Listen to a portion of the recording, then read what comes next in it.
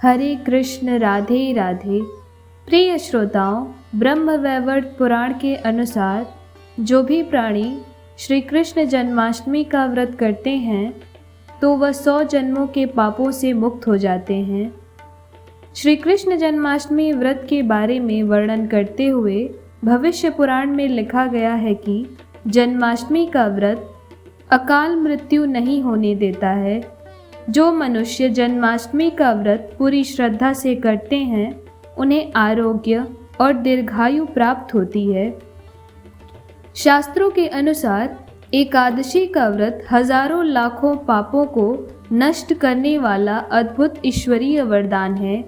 लेकिन अगर कोई मनुष्य जन्माष्टमी का व्रत करता है तो उसे 1000 एकादशी व्रत रखने के पुण्य के बराबर का फल मिलता है। प्रिय श्रोताओं, स्कंद पुराण में ये भी वर्णन किया गया है कि जो भी मनुष्य जानबूझकर भी श्री कृष्ण जन्माष्टमी के व्रत को नहीं करता वह मनुष्य जंगल में सर्प और व्याघ्र की योनि में जन्म लेता है। प्रिय श्रोताओं, इस बार 2025 में श्री कृष्ण जन्माष्टमी की सही तारीख को जानने के लिए सबसे पहले हमें ये जानना ज़रूरी है कि आखिर ये पावन पवित्र जन्माष्टमी का त्यौहार किस तिथि और किस नक्षत्र में मनाया जाता है। तो प्रिय श्रोताओं, सबसे पहले आपको बता दें कि पंचांग के अनुसार जन्माष्टमी का पावन पर्व भाद्रपद कृष्ण पक्ष की अष्टमी तिथि और रोहिणी नक्षत्र के शुभ संयोग में मनाया जाता है। धार्मिक मान्यताओं के अनुसार इस तिथि और नक्षत्र में रात 12 बजे भगवान श्री कृष्ण का जन्म हुआ था। ऐसे में जिस दिन ऐसा संयोग बन रहा हो उसी दिन जन्माष्टमी का पर्व मनाया जाता है। लेकिन इस बार 2025 में अष्टमी तिथि और रोहिणी नक्षत्र अलग अलग दिन पड़ रहा है। तो ज्योतिष शास्त्र के अनुसार इस स्थिति में जिस दिन अष्टमी तिथि पड़ रही है उस दिन जन्माष्टमी का त्यौहार मनाया जाएगा। तो प्रिय श्रोताओं, आपको बता दें कि 2025 में भादो कृष्ण पक्ष की अष्टमी तिथि 15 अगस्त की रात 11:49 से शुरू होकर 16 अगस्त की रात 9:34 तक रहेगी। वहीं रोहिणी नक्षत्र 17 अगस्त की सुबह 4:38 से लेकर 18 अगस्त की सुबह 3:17 तक रहेगा। ऐसे में उदया तिथि के अनुसार इस बार भादो मास का यह जन्माष्टमी व्रत वैष्णव और स्मार्त दोनों संप्रदाय के लोगों को 16 अगस्त को शनिवार के दिन जन्माष्टमी का व्रत रखना है और इसी दिन जन्माष्टमी का पावन पर्व मनाया जाएगा। प्रिय श्रोताओं, इस बार श्री कृष्ण जन्म और पूजा का शुभ मुहूर्त 16 अगस्त की देर रात 12:04 से लेकर 12:47 तक रहेगा। इस बार पूजन का कुल अवधि 43 मिनट की ही है। इस 43 मिनट के दौरान ही श्री कृष्ण जन्म, भजन कीर्तन और संपूर्ण पूजा विधि पूरी की जा सकेगी। इसी दौरान किया गया पूजा पाठ और भजन संकीर्तन अनंत फलों और अनंत आनंद को प्रदान करने वाला माना जा रहा है।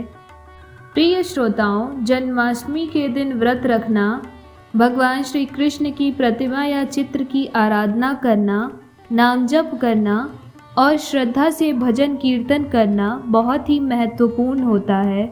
साथ ही पूजा के दौरान शुद्धता और सादगी का विशेष ध्यान रखना चाहिए।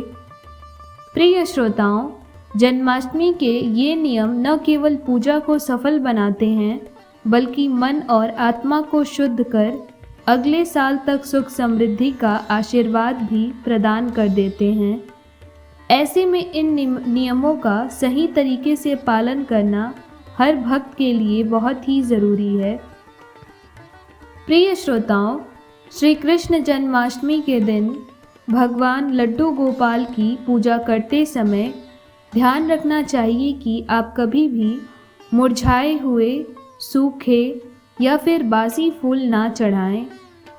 फूल भगवान श्री कृष्ण की पूजा का एक महत्वपूर्ण हिस्सा है और ताजगी उनके प्रति श्रद्धा को दर्शाती है। यदि आप मुरझाए फूल चढ़ाते हैं तो वह एक तरह से अपमान समझा जाता है और लड्डू गोपाल जी को ये पसंद नहीं है।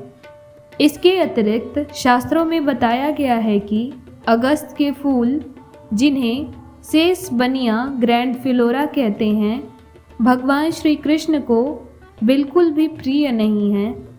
इसीलिए इन फूलों का उपयोग जन्माष्टमी की पूजा में भूल कर भी ना करें। प्रिय श्रोताओं, भगवान श्री कृष्ण का गायों से बहुत गहरा प्रेम और लगाव है।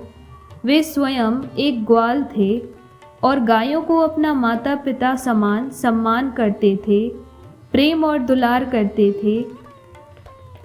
शास्त्रों में वर्णन किया गया है कि जन्माष्टमी के दिन गौवंश की सेवा करना, उनका सम्मान करना और कभी भी उनका अपमान या सत्कार न करना अत्यंत महत्वपूर्ण होता है।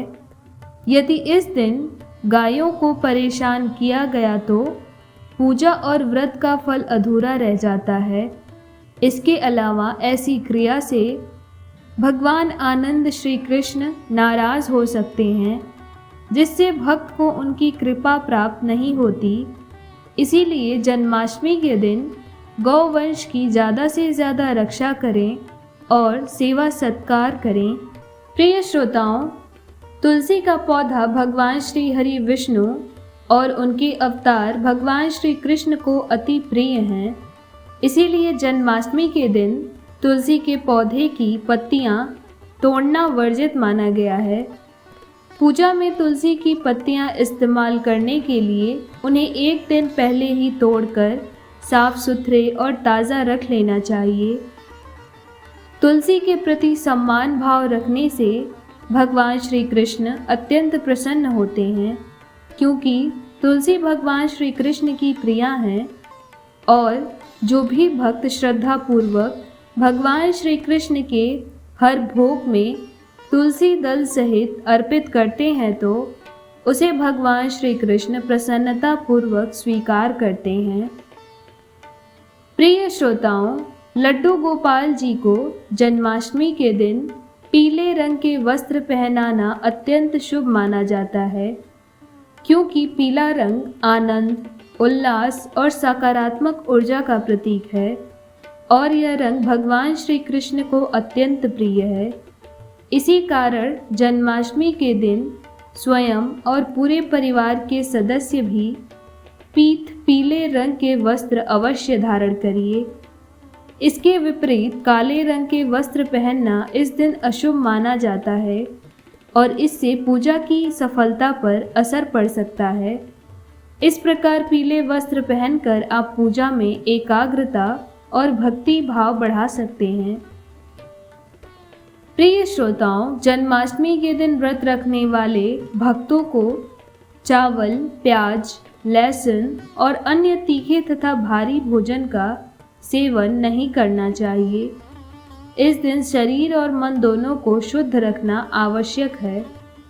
अधिक से अधिक ताज़े फल, हल्का भोजन और जल का सेवन करिए। साथ ही अपने मन को भी बुरे विचारों से दूर रखिए, क्योंकि शुद्ध मन से की गई पूजा भगवान श्री कृष्ण की कृपा अधिक होती है। प्रिय श्रोताओं, घर के बड़े बुजुर्गों का सम्मान करना जन्माष्टमी के पावन पर्व पर अत्यंत महत्वपूर्ण माना गया है। जन्माष्टमी के दिन यह और भी ज़्यादा आवश्यक हो जाता है। यदि इस दिन किसी भी तरह से बड़े बुजुर्गों का अपमान होता है तो व्रत का फल अधूरा रह जाता है और लड्डू गोपाल जी की कृपा नहीं मिलती है। इसीलिए प्रयास करिए कि पूजा का नेतृत्व घर के बड़े सदस्य ही करें और परिवार के सभी सदस्य उनका सम्मान करें। इससे घर में सुख शांति और भगवान श्री कृष्ण की विशेष कृपा बनी रहती है।